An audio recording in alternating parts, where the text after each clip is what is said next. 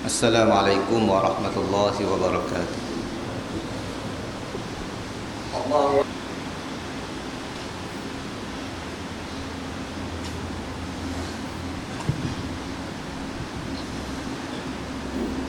Alhamdulillah. Alhamdulillahilladzi arsala rasulahu bil huda wa dinil haqq liyudhhirahu 'alad dini kullihi wa kafaa billahi shahida. Ashhadu an la ilaha illallah wahdahu la syarika lah, lam yattakhidh sahibatan wala walada, wa ashhadu anna Muhammadan abduhu wa rasuluh khairu nabiyyin arsalah. Allahumma salli wa sallim wa barik wa an'im ala qurrati ayunina Muhammad wa ala alihi wa sahbihi wa man tabi'ahum bi ihsanin ila yaumiddin.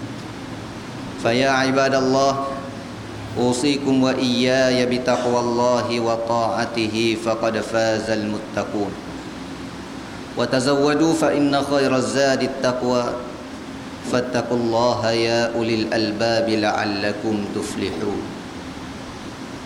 Sidang jemaat yang dirahmati Allah, saya berpesan kepada diri saya dan tidak lupa kepada jemaah sekalian supaya kita meningkatkan ketakwaan kepada Allah Subhanahu wa taala. Kerana golongan yang bertakwalah golongan yang mulia dan berjaya di sisi Allah Subhanahu wa taala. Sidang jemaat yang dirahmati oleh Allah Subhanahu wa taala, sebagaimana yang kita maklum bahawa bulan Ramadan merupakan bulan yang mulia. Kemuliaan Ramadan tidak lain dan tidak bukan mempunyai hubung kait dengan Al-Quranul Karim. Kerana di bulan Ramadan diturunkan oleh Allah Subhanahu wa taala Al-Quranul Karim pada penurunan daripada Lauh Mahfuz ke langit dunia. Sebagaimana yang telah difirmankan oleh Allah Subhanahu wa taala, inna anzalnahu fi lailatul qadr.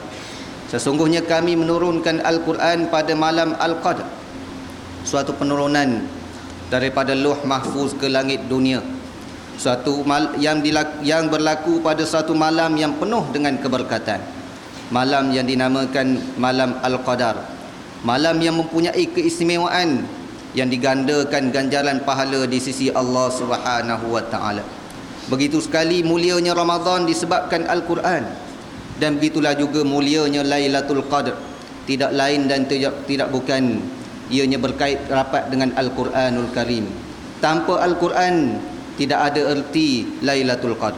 Tanpa Al-Quran tidak memberi banyak manfaat bulan Ramadan yang kita tempuhi ini.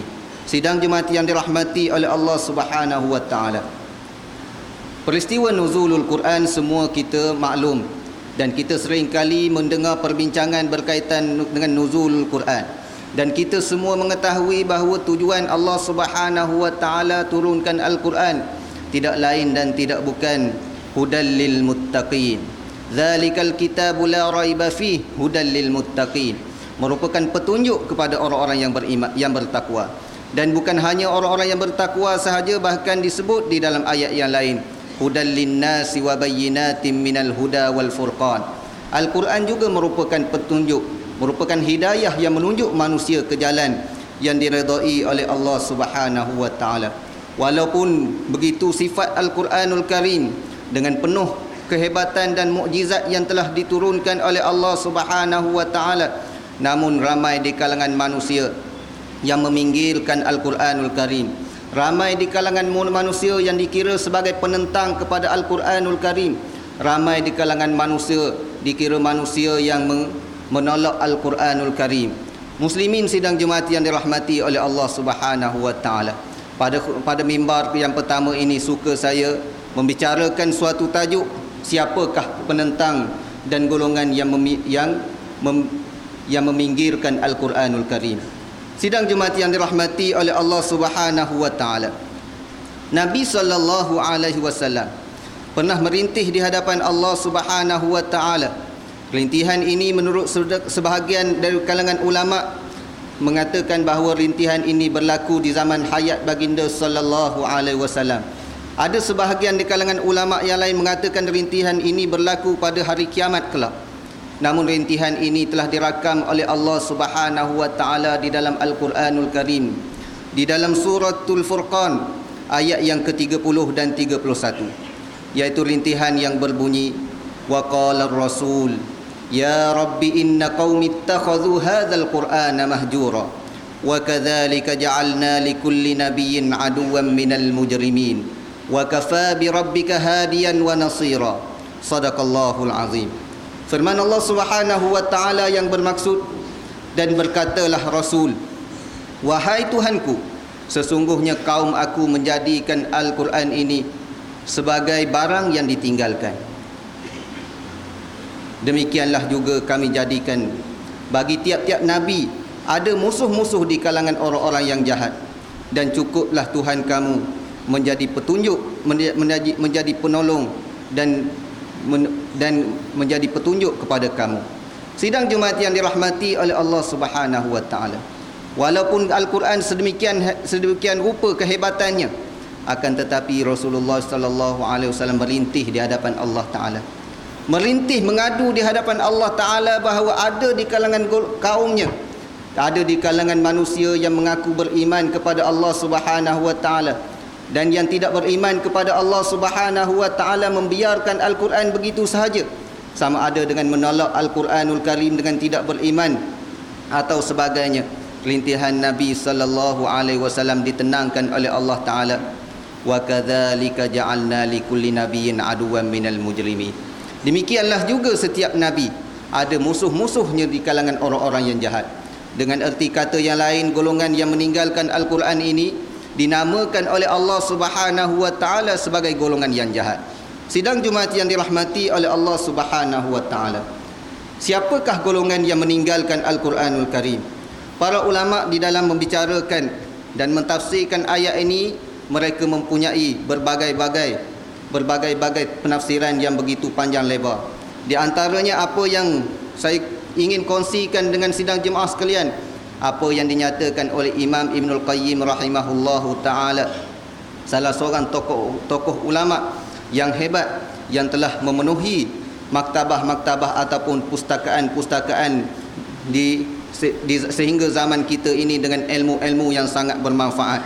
Beliau menyatakan bahawa ada 5 golongan yang dikira golongan yang meminggirkan Al-Quranul Karim.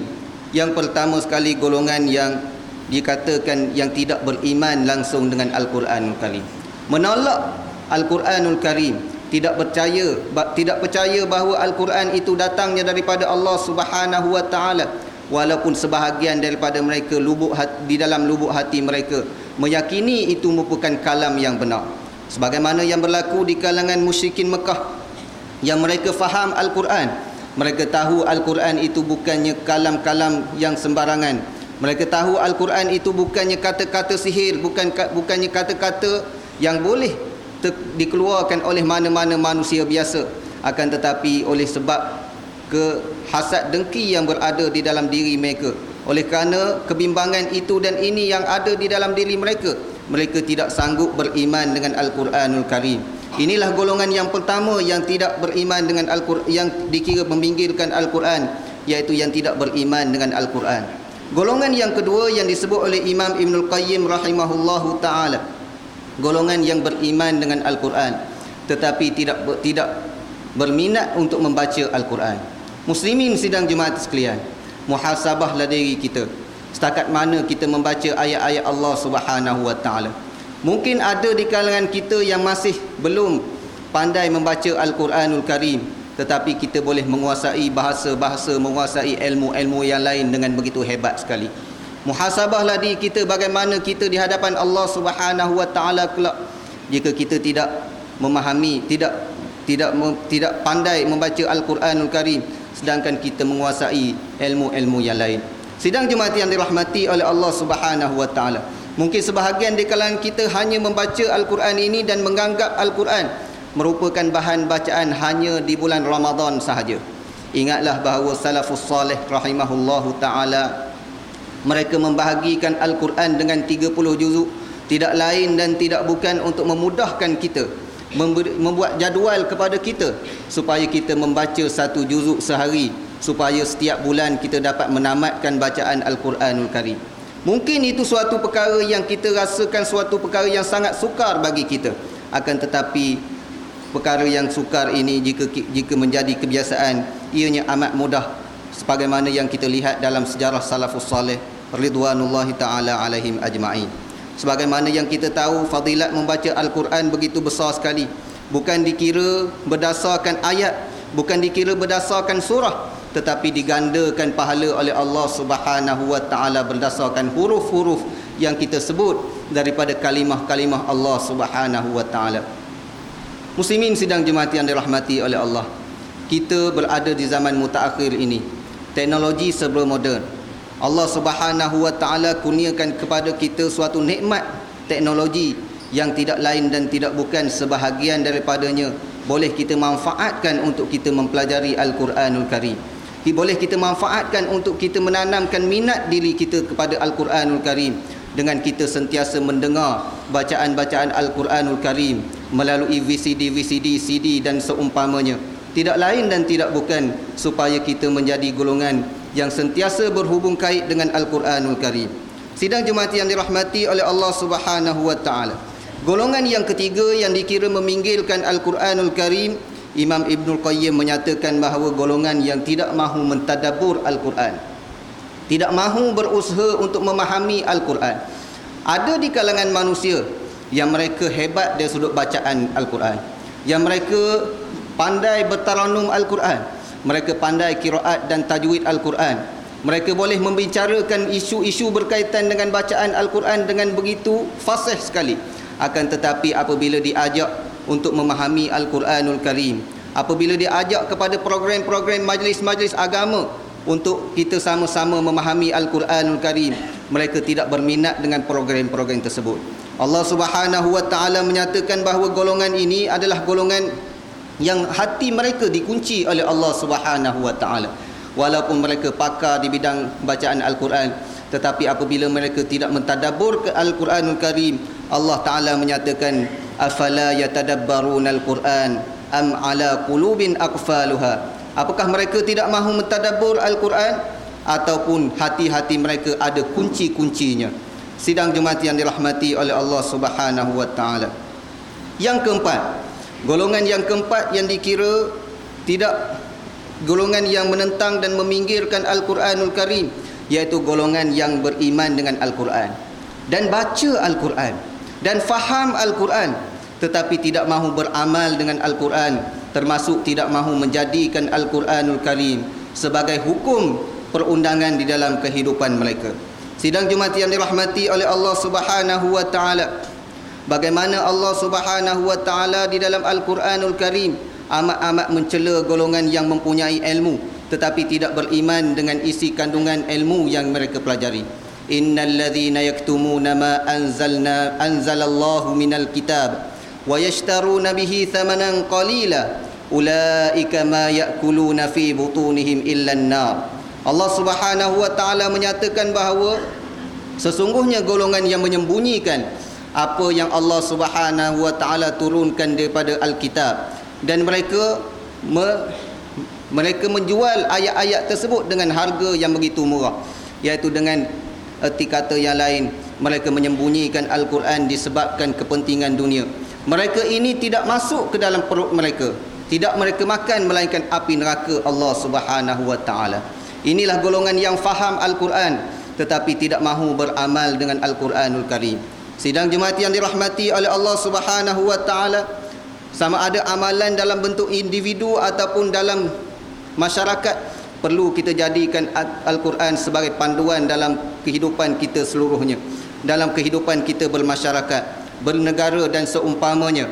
Allah Subhanahu wa ta'ala menyatakan, wa anihkum bainahum bima anzalallah wa la tattabi' ahwa'ahum.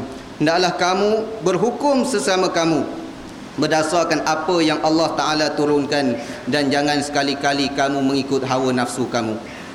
Menolak Al-Quran bererti mendahulukan dan mempertuhankan hawa nafsu yang dikutuk oleh Allah Subhanahu wa ta'ala. Sidang jemaat yang dirahmati oleh Allah Subhanahu wa ta'ala, kita dapat lihat bagaimana ada di kalangan manusia yang seumpama ini, kadang-kadang mereka belajar Al-Quran lebih daripada kita. Kadang-kadang mereka mengaji pengajian Islam jauh lebih tinggi daripada kita. Kadang-kadang mereka boleh mentafsirkan Al-Quran jauh lebih fasih daripada kita. Tetapi apabila diajak untuk berhukum dengan hukum Allah Subhanahu wa taala, apabila diajak untuk bersama dengan perjuangan menegakkan agama Allah Subhanahu wa taala, menegakkan hukum hakam Al-Quran, kadang-kadang mereka lah merupakan penentang yang paling utama, dengan mengeluarkan 1001 alasan yang kononnya menjadi hujah untuk membenarkan tindakan mereka. Sidang jemaat yang dirahmati oleh Allah Subhanahu wa taala, golongan yang kelima yang dikira sebagai penentang dan peminggir kepada Al-Quranul Karim, iaitu golongan yang tidak menjadikan Al-Quran sebagai syifa ataupun sebagai penawar kepada penyakit-penyakit hati mereka. Sidang jemaat yang dirahmati oleh Allah Ta'ala, Allah Subhanahu wa Ta'ala berfirman, Ya ayyuhan nasu qad ja'atkum maw'izatun min rabbikum wa shifaa'un lima fis suduri wa hudan wa rahmatul lil mu'minin. Wahai manusia, telah datang kepada kamu suatu peringatan daripada Tuhan kamu, dan dia juga merupakan penawar bagi penyakit yang ada di dalam hati-hati, dan petunjuk dan rahmat bagi orang-orang yang beriman.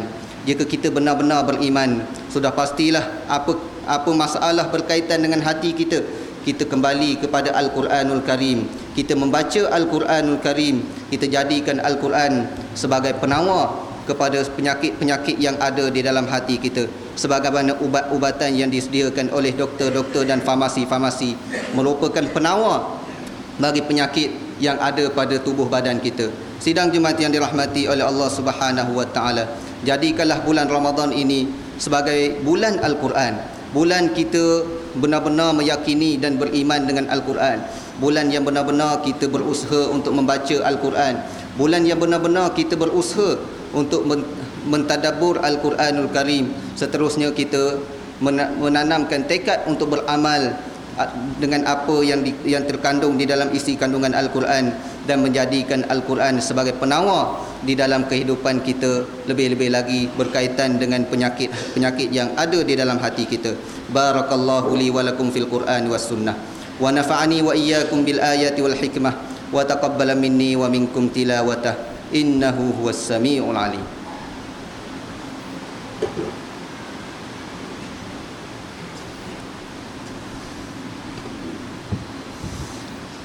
Alhamdulillahil mu'inil musta'an, alladhi hadana lil islam wal iman, wa nahana 'anil kufri wal 'isyan, wa ashhadu an la ilaha illallah wahdahu la syarika lah, wa ashhadu anna Muhammadan 'abduhu wa rasuluh, khairu nabiyyin arsalah. Allahumma salli wa sallim wa barik wa an'im ala sayyidina wa qurrati a'yunina Muhammad wa ala alihi wa sahbihi ajma'in. Ya ayyuhalladzina amanu taqullaha wa kunu ma'as sadiqin. Wahai orang-orang yang beriman, bertakwalah kamu kepada Allah, dan letakkanlah diri kamu bersama golongan-golongan yang benar. Golongan yang benar akidahnya sebagaimana yang diredai oleh Allah Subhanahu wa taala. Golongan yang benar amalannya sebagaimana apa yang diajar oleh Rasulullah sallallahu alaihi wasallam. Golongan yang benar perjuangannya sebagaimana perjuangan yang telah dilalui oleh Rasulullah sallallahu alaihi wasallam. Kerana kebenaran tersebutlah boleh meningkatkan ketakwaan kita kepada Allah Subhanahu wa taala. Bukan hanya dengan kita memperbanyakkan ibadah, tetapi kita berada bersama dengan golongan yang benar. Itu juga merupakan suatu amalan yang sangat penting untuk meningkatkan ketakwaan kita kepada Allah Subhanahu wa taala. Seterusnya kita bermuhasabah untuk diri kita sebelum berakhirnya Ramadan ini, setakat mana kita telah melakukan perintah Allah Subhanahu wa taala. Apakah dosa-dosa yang telah kita lakukan di hadapan Allah Subhanahu wa taala masih belum terlewat untuk kita beristighfar dan bertaubat kepada Allah Subhanahu wa taala. Seterusnya kita tidak lupa juga untuk berselawat ke atas Nabi sallallahu alaihi wasallam yang merupakan suatu tokoh yang tidak ada tolak bandingnya, tokoh yang bukan hanya mengajar kepada kita di dunia ini semata-mata, tetapi yang membawa kita, yang mengajar kita suatu amalan-amalan, suatu akidah yang boleh menyelamatkan kita di dunia dan akhirat. Kehidupan Nabi sallallahu alaihi wasallam seluruhnya merupakan panduan dalam kehidupan kita di dunia ini. Seterusnya, muslimin sidang jemaat yang dirahmati oleh Allah, kita sekali lagi berpeluang pada hari ini untuk kita sama-sama mendapat doa daripada para malaikat Allah Subhanahu wa taala, sebagaimana yang diriwayatkan di dalam hadis yang sahih bahawa malaikat setiap hari dia mendoakan, Allahumma a'ti munfiqan khalafa, Allahumma a'ti mumsikan talafa. Ya Allah, ya Tuhan kami, berilah kepada golongan-golongan yang menderma sebagai ganti kepada harta mereka. Ya Allah, ya Tuhan kami, binasakanlah harta-harta bagi mereka-mereka yang kedekut. Gelebutlah peluang doa para malaikat ini untuk sama-sama kita bangunkan ma'had kita, suatu ma'had yang tidak lain dan tidak bukan bertujuan untuk mengembalikan generasi Al-Quranul Karim, generasi yang akan meneruskan perjuangan yang telah ditinggalkan oleh Rasulullah sallallahu alaihi wasallam. Sidang jemaat yang dirahmati oleh Allah Subhanahu wa taala, Allah taala berfirman, innallaha wa malaikatahu yusalluna 'alan nabiy ya ayyuhalladzina amanu sallu 'alaihi wa sallimu taslima. Allahumma salli 'ala Muhammadin wa 'ala ali Muhammad kama sallaita 'ala Ibrahim wa 'ala ali Ibrahim wa barik 'ala Muhammadin wa 'ala ali Muhammad kama barakta 'ala Ibrahim wa 'ala ali Ibrahim fil 'alamin innaka Hamidum Majid. Allahumma ighfir lil muslimin wal muslimat wal mu'minin wal mu'minat al ahya'i minhum wal amwat. Rabbana ighfir lana wa li ikhwanina alladhina sabaquna bil iman wa la taj'al fi qulubina ghillan lil ladzina amanu rabbana innaka ra'ufur rahim. Allahumma a'izzal islam wal ansuril muslimin wa adhill asy-syirka wal musyrikin wa dammir a'da'aka a'da'ad din la siyama al kuffar wal yahud wal musta'mirin. Allahumma man arada bil islam wal muslimina khairan fawaffiqhu ila kulli khair wa man arada ghaira dhalika fakhudhu akhdha azizin muqtadirin ya rabbal alamin. Allahumma inna naj'aluka fi nuhuri a'da'ina wa na'udzu bika min shururihim. Allahumma rudd kaidahum ala nuhurihim. Allahumma baddil syamlahum wa farriq jam'ahum wa shattit kalimatahum wa zalzil aqdamahum wa sallit 'alaihim kalban min kilabik. Ya Qahhar ya Jabbar ya Muntaqim ya Allah ya Allah ya Dzal Jalali wal Ikram. Allahumma ya munzilal kitab wa ya mujliyas sahab wa ya hazimal ahzab ihzimhum wa ansurna 'alaihim ya rabbal alamin. Allahumma ansuril mujahidin wal mustad'afin fi Filastin. Allahumma ansuril mujahidin wal mustad'afin fi Filastin. Allahumma ansuril mujahidin wal mustad'afin fi Filastin. Allahumma ansuril mujahidin wal mustad'afin fi Suriya. Allahumma ansuril mujahidin wal mustad'afin fi Misr. Allahumma ansuril mujahidin wal mustad'afin fi kulli makan ya rabbal alamin. Allahumma qawwi 'azaimahum wajma' kalimatahum wansurhum 'ala 'aduwwika wa 'aduwwihim ya rabbal alamin. Rabbana la tuzigh qulubana ba'da idh hadaitana wa hab lana min ladunka rahmah innaka antal wahhab. Rabbana hab lana min azwajina wa dhurriyyatina qurrata a'yun waj'alna lil muttaqina imama. Rabbana atina fid dunya hasanah wa fil akhirati hasanatan wa qina adzaban nar wa qina adzaban nar. Ibadallah, innallaha ya'muru bil 'adli wal ihsani wa ita'i dzil qurba wa yanha 'anil fahsya'i wal munkari wal baghi ya'idhukum la'allakum tadhakkarun. Fadhkurullaha al-'azima yadhkurkum washkuruhu 'ala ni'amihi yazidkum was'aluhu min fadlihi yu'tikum wa la dhikrullahi akbar wallahu ya'lamu ma tasna'un.